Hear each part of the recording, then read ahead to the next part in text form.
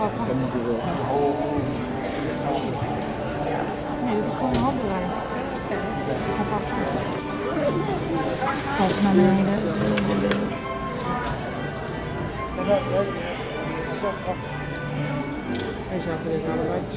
the process made us Americans, a new breed, rooted in all races, stained and tinted with all colors, a seeming ethnic anarchy. Then, in a little time, we became more alike than we were different, a new society. Not great, but fitted by our very thoughts for greatness. Excuse me, Mr. Twain. Perhaps you recognize those inspiring words from one of America's great writers. No, Dr. Franklin, I don't recall writing anything like that. Oh my, of course not. They're from the pen of John Steinbeck, back in the 20th century. Why, it seems he has nearly the same spirit as the founding fathers themselves. Well, listen to the proud elder statesman. Mr. Twain, pride is one of our national passions. Even those who overcome it are proud of their humility. Easy now. I was born modest. Fortunately, more often. Dr. Franklin is our genuine American antique. I suppose our story began with you. Actually, it started long before even my childhood. It started when dreams and visions of a new world were shrouded in the myths and legends of an old world. Finally, through those early mists of uncertainty, sailed the first great adventurers. This tiny ship is the Mayflower, carrying pilgrims in search of their dream of religious freedom. So, if you'll pardon an old man's pride, for me, this is the beginning of the American adventure.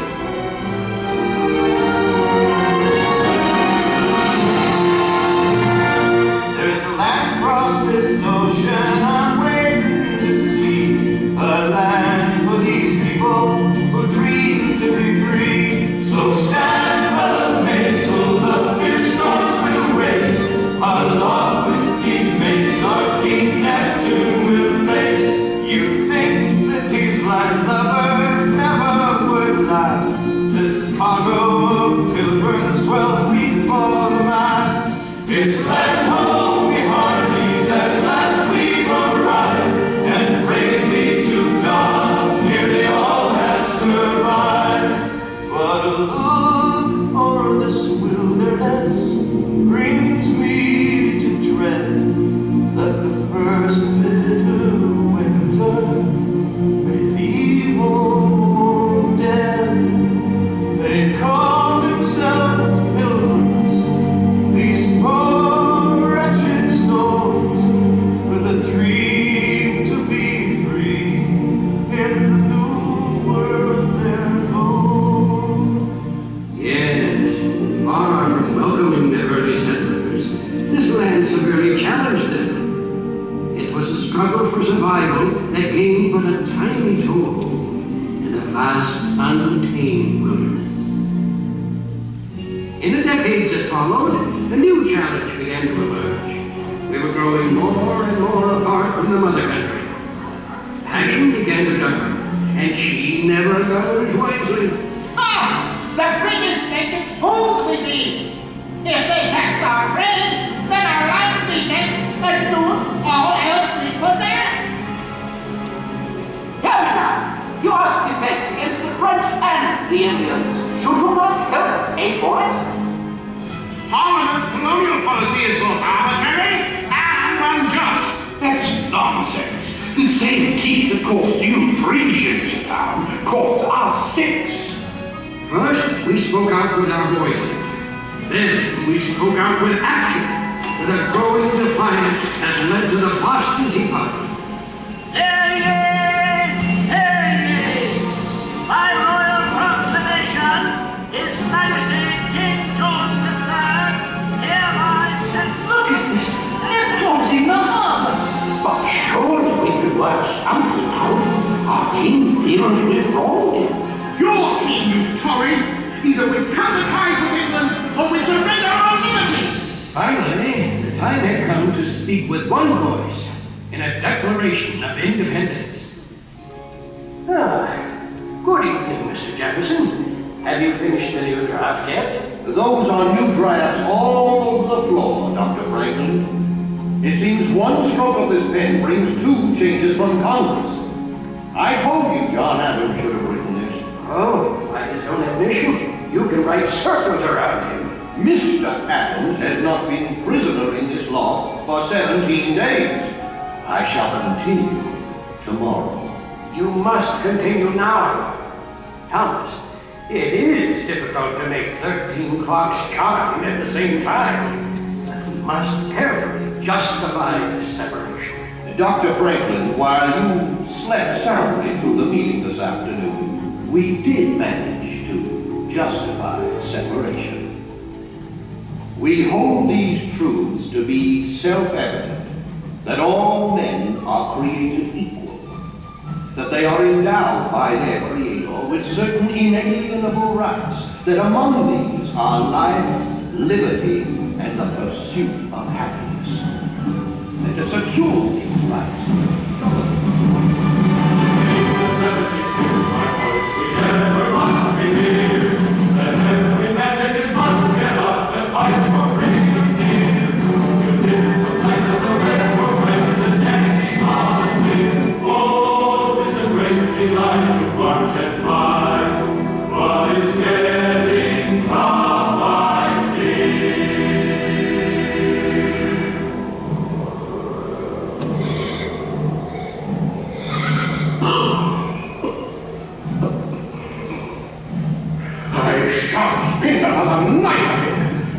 At least you got shoes, mate. There's not a dozen left who can say that. Don't tell me then. Tell the good general that. Tell him that half his camp has got typhus, smallpox, or dysentery, and there be not a ration amongst us. Now we can forage for hickory nuts. Aye, while the English overindulge in our Philadelphia's fine food and drink. Tis a strange war we shoulder, George Washington. Congress speaks warmly in York. And the British are in Philadelphia. We freeze or starve to death here in Valley Forge. Days of Valley Forge, my boys, forever we must live. We fight the cold with rags and our feet as the lobster fast we gale. The time will come when they'll be on the run and the ships will homeward sail. Oh, it's a great delight to march and fight along the victory trail. It's a great delight to march and fight along the victory trail. In the end, we the people prevailed and achieved perhaps our greatest dream. 13 very different colonies became the United States of America, and we were free to become an entire nation of dreamers and doers. Westward bound, Dr. Franklin, to new frontiers. To the age of Samuel Langhorne Clemens. Well, I like to think Mark Twain was part of all that.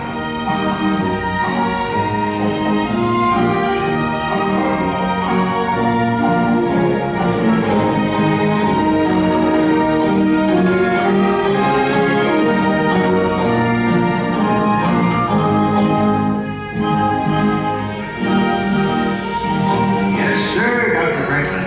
You founding fathers gave us a pretty good start, don't you know? We still had some things to learn the hard way.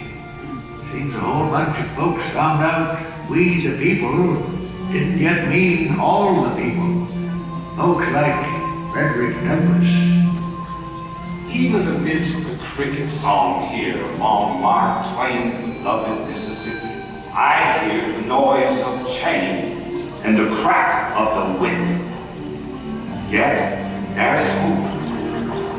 Hope born from the words of Harriet Beecher Stowe.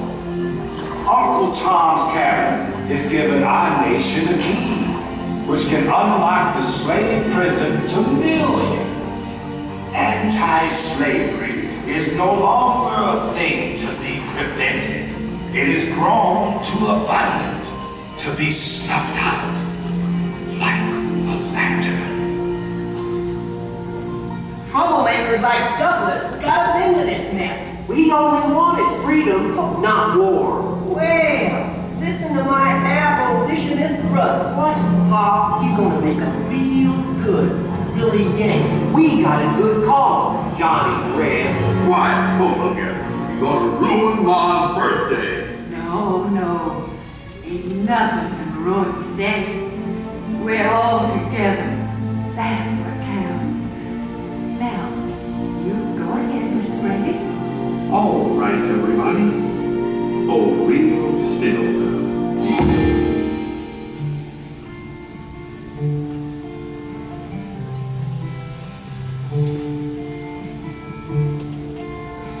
Two brothers on their way, two brothers on their way, two brothers on their way, one more blue and one more gray.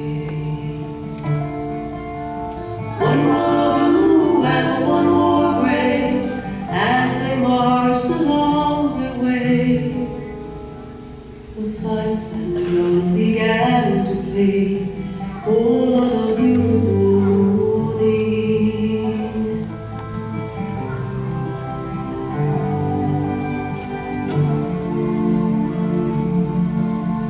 One was gentle, one was kind. One was gentle, one was kind. One came home, one stayed behind. A cannonball don't pay no mind. Cannonball don't pay no mind if you're gentle or if you're kind. It don't think of the folks behind. Oh, on a beautiful morning. Oh, on a beautiful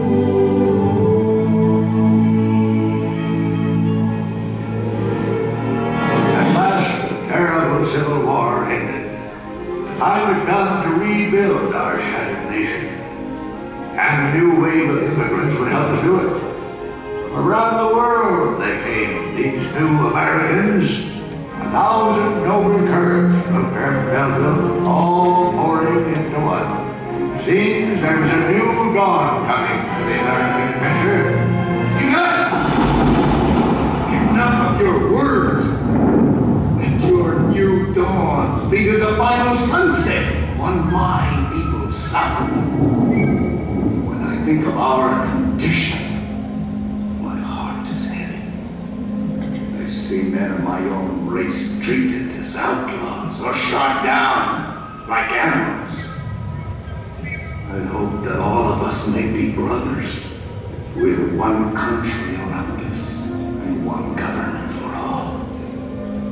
From where the sun now stands, I will fight no more. Forever. The wisdom of the great Chief Joseph reminded us once again of our long, painful journey to the frontiers of human liberty. Equal devotion with man to the cause of freedom. Together, they have made this country what it is. We are justice. We are equality. Be guaranteed to us and our daughters forever. Well, here we are, back in the heat of Franklin's Philadelphia again. We're 100 years old today. We came a long way in that first century. Like Susan B. Anthony, we're still speaking out. And why shouldn't we, Mr. Twain? As Tom Edison says, discontent is the first necessity of progress. Edison, afraid I don't place the name. Edison's that young phonograph inventor. Why, this great hall is filled with new inventions. There's Otis Elevator, Cole's magnificent steam engines. And don't forget me telephone, the true hallmark of progress. Aha! The whole the proud Scots. That's right. Carnegie Steel built this place. Aye, and it'll soon build a new concert hall for New York. Oh, Carnegie Hall, eh? It'll never last. Donating libraries. Andy, that's grand idea. It's an age for grand ideas. An era for innovation. A dawn for new awareness. A time to challenge the frontiers of a new century.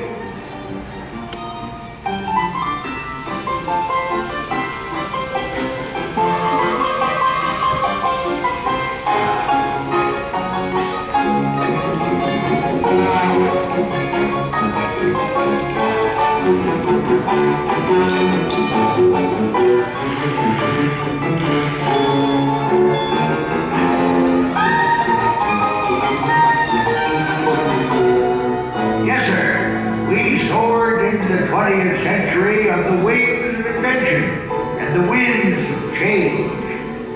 But our American beautiful, she was changing too. We needed people like Teddy Roosevelt and outspoken nationalist John Muir to get our attention. Beautiful. Bully beautiful. Those falls are magnificent. Aye, Mr. President. But it won't last if the timber thieves have their way. John, you may be right, but the country's growth is putting a tremendous demand on our resources. Any fool can destroy trees. Why, for more than 3,000 years, God has cared for our giant sequoias, saved them from drought, disease, avalanches, and flood. But he cannot save them from food. Now, John, you know I can't ask lumbering to stop completely. All I ask is that we stop massive destruction. What will our children inherit? Seedlings? Of course not. I realize we're not building this country for a generation alone. I know we've got to expand our parks. Then start it here and now. Make this valley a part of Yosemite National Park. Well, I guess we needed those national parks. Seems the simple life of my day was slipping away. But ready or not, we were soon thrust into the hectic role of a world leader and into the war to end all wars.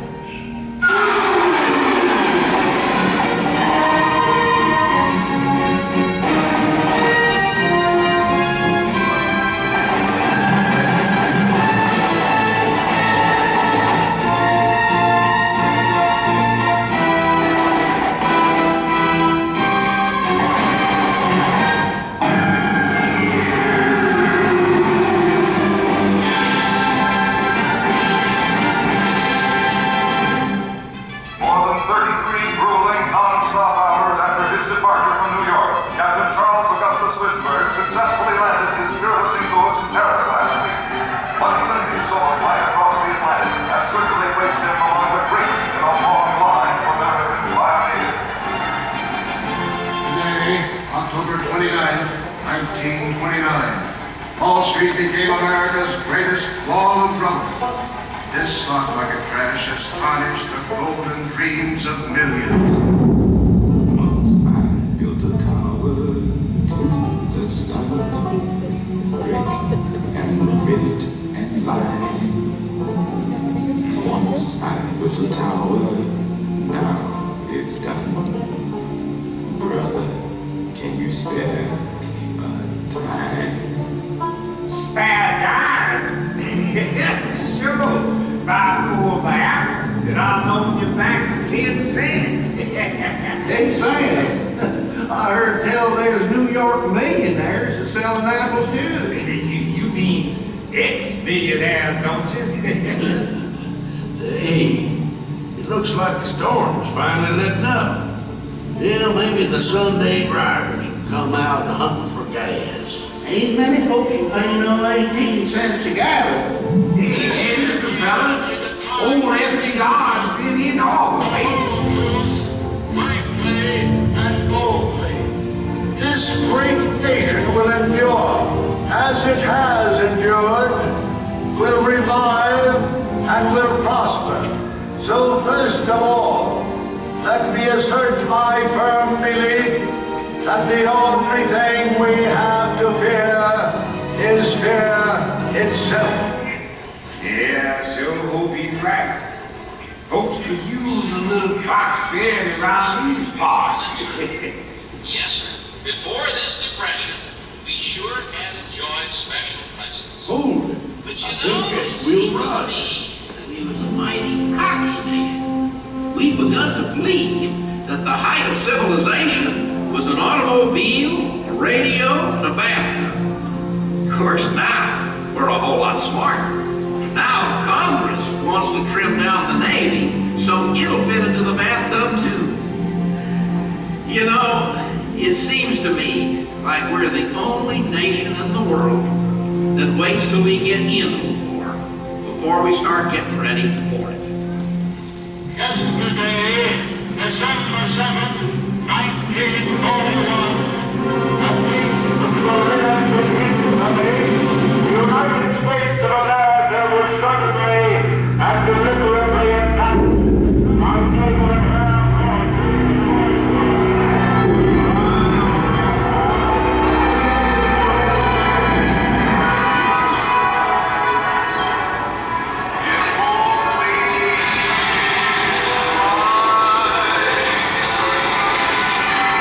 Yes,